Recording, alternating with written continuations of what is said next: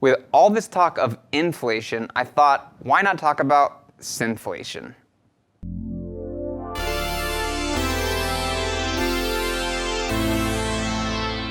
Hi, I'm Zach Marr from Alamo Music here in San Antonio, Texas. You can find us online at alamomusic.com. If you haven't already, hit the subscribe button, turn on your notifications. This is our Alamo Sound Lab channel where we talk about all things music tech related. And today we're talking about synth-flation. And by that, I mean the meteoric rise of prices on vintage synths in the last 12 months. I can't believe that the price of a Jupiter 8 is now going at close to 30 grand. Last summer we did a video and I thought it was crazy that they were going for 16 grand, and a couple months before that I'd seen them for 10 grand. That is an insane rise in vintage synth prices, and that is not just for the Jupiter 8, but it's for pieces like the Juno 60, the Korg Monopoly, the Korg Poly 6, all sorts of different classic vintage gear, the TB303, the TR909, 808, all of it is going through the roof and has been. It had already been rising pretty rapidly, and the last 12 months have just been total nuts. So I wanted to talk about what is the future look like. It's total projection, but I want to give 3 reasons why this trend may continue, and 3 reasons why it may not. So here are my 3 reasons why I think synth-flation is here to stay. We're going to see the next 10 years be a boomtown for vintage synths. I'm going to follow that up with 3 reasons why I might be completely wrong and there may not be increasing amounts of synth-flation. So reason number 1. This is probably the weirdest one, but I'm a big believer in demographics. And if you look at the vintage guitar market, which peaked in 2009, 2010, it peaked with guitars that came out in the 50s and 60s. Those were the kind of golden era pieces that were highly collectible and where prices got outrageous. They were rare, there wasn't lots of them, and people paid ridiculous prices for it. And you look at that age group, and the 50s and 60s, people that were, in 2010, they had the nostalgia, like max nostalgia kicked in between the 90s and 2010. And this is just a total theory, but I think it's a valid one. You look at what the years for the golden era vintage synths, that's the 70s and 80s. So that's, 30 years apart. So the 50s to the 80s, right? So there's a 30-year kind of spread. So we're looking at, it's been 10 years, so the nostalgia kind of power and people getting into that age in life where they're going to live their dream and get that thing that they wanted or the thing they remember from their childhood, that full-on power in that age group is coming into play with the synths of the 70s and the 80s.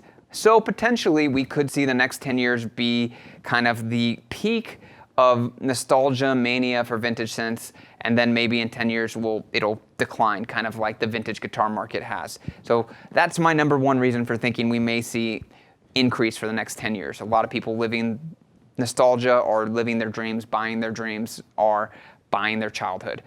Number 2, there is a lot of manufacturers creating VSTs, new analogs, clones, increasing awareness of synth history and moving away from workstations, romplers, and kind of the all-in-one synth that was very trendy from 2000 or from the 90s and into the 2000s and 2010s. And so with that, there's increased awareness, and a lot of people become enthusiasts, and then the enthusiasts say, well, I want the holy grail, and so again that drives up prices. And I think we're just continuing and getting into the new synth era with all these manufacturers producing new, cool, innovative synths and VSTs. So that's another reason I think we might see increased prices on vintage, increased awareness via lower price new models and alternatives. And then the third reason is that a lot of these instruments are very rare. There wasn't lots made, and there aren't exact alternatives in today's world. The circuitry, the design, there's things that are just unique about the way they sound, the way they look and function. There aren't one-to-one equivalents, although that is changing. I think there's a lot to be said for the limitability, the desirability, and the impact on music that these instruments had that give it kind of that magic concoction that can send collectors into mania. So those are my 3 reasons why I think it might continue. Now, here are the 3 reasons I think it might not. 1, the prices have really gotten crazy.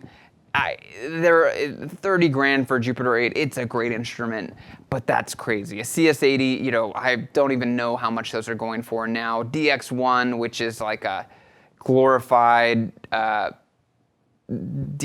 on steroids, you know, going for 30 grand, 20, 30 grand. Those are crazy prices for these things. They are fantastic. They are amazing, but you know, I don't know. I feel like it's getting into the realm of difficult for people that are even collectors and manic about this. It's just, I think they're pushing that limit. I could be very wrong here, but I think maybe we're at the top of synth-flation. Maybe this is going to peak and stay the same or go down. Who knows? That's number 1. Reason number 2, I was reading from a couple of people that watched the guitar vintage market, and there was an interesting phenomenon that they were talking about. Again, I didn't research too heavily into this, but I love to hear other people's thoughts.